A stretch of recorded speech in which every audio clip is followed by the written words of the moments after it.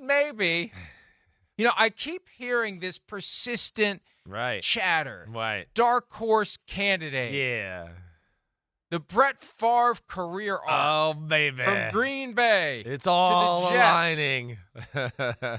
I do highly recommend. It's funny Aaron, though that you need your friend Steelers to come to save the day. Like one of your AFC favorite team has to, or your Giants. Yeah, right. My Steelers or your Giants need to save what would be one of the worst developments in 50 years of following the Vikings carefully. And I will say this, Aaron, don't completely follow the Brett Favre career arc during or allegedly after. There are certain things that you want to avoid. Although, he already did avoid one of those Jets things. He did avoid one of those things. As far as we know, yeah. we didn't know about it with Favre until after he was gone. So okay, it's a joke. Don't sue me. It's a joke. Sue Chris, not me. But Aaron Rodgers, the talk of him possibly going to the Vikings, it's still kind of out there. And look, could you talk your way into 2009 all over again? There aren't many employees of the organization who are still there from the year that Brett Favre showed up and immediately propelled the Vikings into high levels of contention. It came down to the NFC Championship against them and the Saints, and they outplayed the Saints that day. Definitely. But Adrian Peterson fumble, Saints bounty, bad overtime rules, Brett Favre throwing the ball across his body when they were in field goal range. It would have been a long field goal, not by today's standards. By today's standards, it's a chip shot. By 2009, it's a long field goal, like 53, 55 yards. But Favre throws that ball. Tracy Porter intercepts it. It was just like everything that could go wrong went wrong, and the Vikings lost that game. The Wilfs were there. The Wilfs are the one common thread, ownership. And I can't help but wonder whether or not there's just a fascination. They've seen Aaron Rodgers for all of his career. They know what he can do. They know what he's done to the Vikings. I can understand why some would say, not me, but I can understand why some would be intrigued by Aaron Rodgers going to Minnesota. And until this deal gets done in Pittsburgh or with the Giants, and until the Vikings get a veteran quarterback, there's a possibility they say, JJ sits for a year, one more year, not two. If it's two, he's going to want to be traded. He sits for one. We see what we can do with Aaron Rodgers.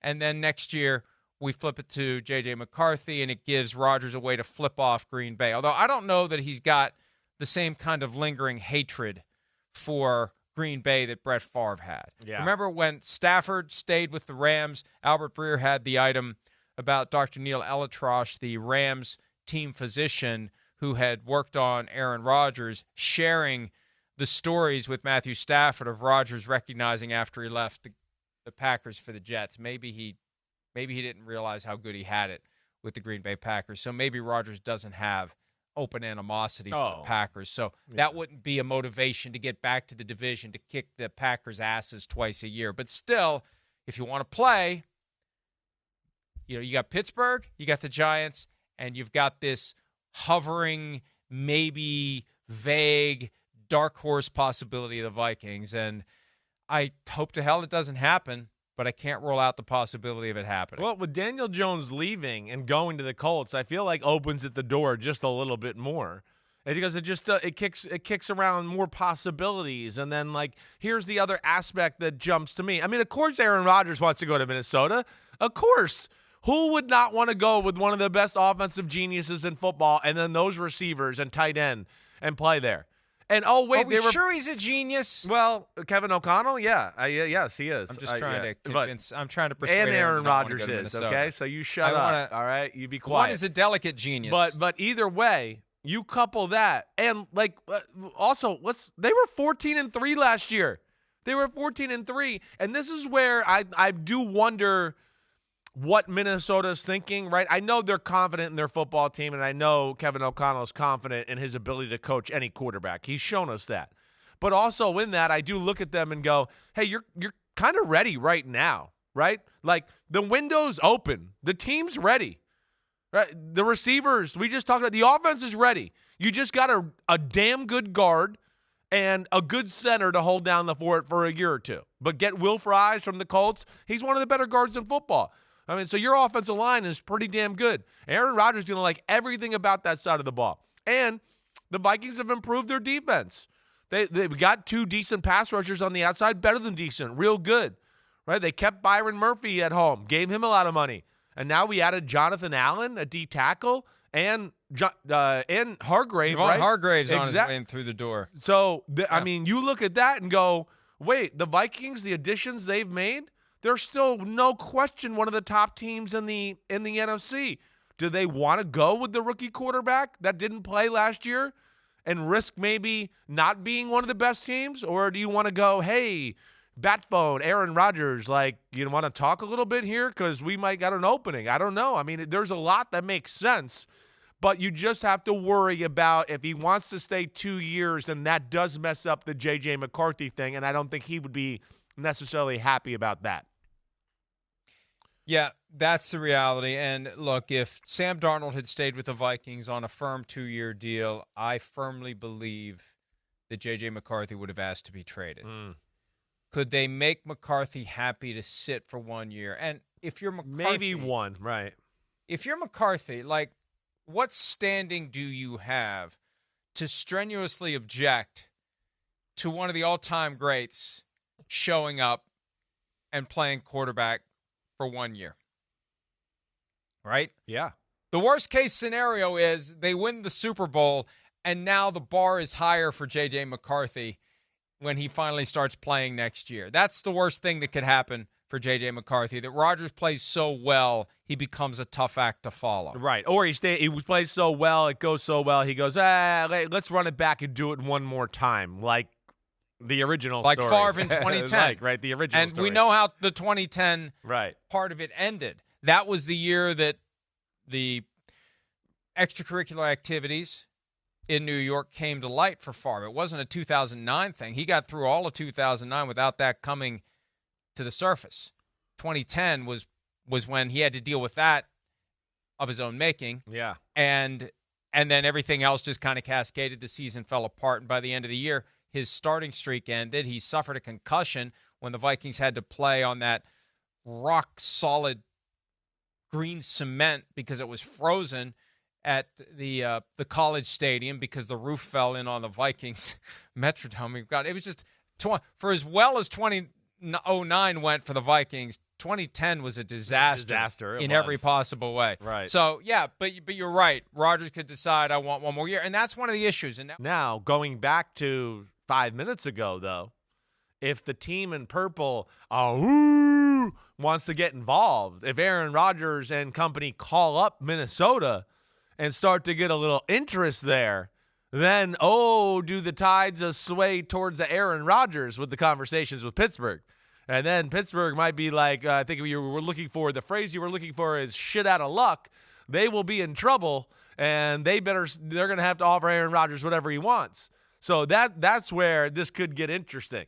And Minnesota right now, it is very intriguing situation because of their team. It is a rookie quarterback. He didn't play last year. Their team is ready right now, and they can compete in the NFC and be one of the best teams there. And do they want to entrust that to the rookie who hasn't played and all of that? And that's what is percolating through my brain right now.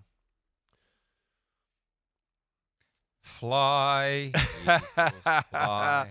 I won't let you jump off I won't let you jump off of Aaron Rodgers. What'll be great is if you flip to the Eagles and I flip to the Vikings and Aaron Rodgers, and of course that'll be the year they win the Super Bowl. The Vikings will win the Super Bowl the first year I become a Vikings fan. Gonna fly now. Man, I'm glad I haven't eaten breakfast, because I'd be losing it right now. And I'm sorry.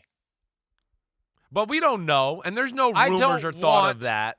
So there's nothing substantial yet for us to believe that. I don't want the Aaron Rodgers, all about me, not so greatest show on earth going to Minnesota. I don't want that, because I think that he's just not equipped to truly be what he thinks he is by way of a team. Why does the media, all the players love him? You think they loved him after 2 years of him? Do you think Garrett Wilson wanted to go camping with Aaron Rodgers after 2 years of dealing with Aaron Rodgers? I mean, maybe 1 year, maybe by he comes in, it's like, hey, it's Aaron Rodgers. And yeah, it's Aaron Rodgers. And oh my God, that's Aaron Rodgers. And look at him throw the football. Wow, he just flicks the wrist. And wow, it's Aaron Rodgers.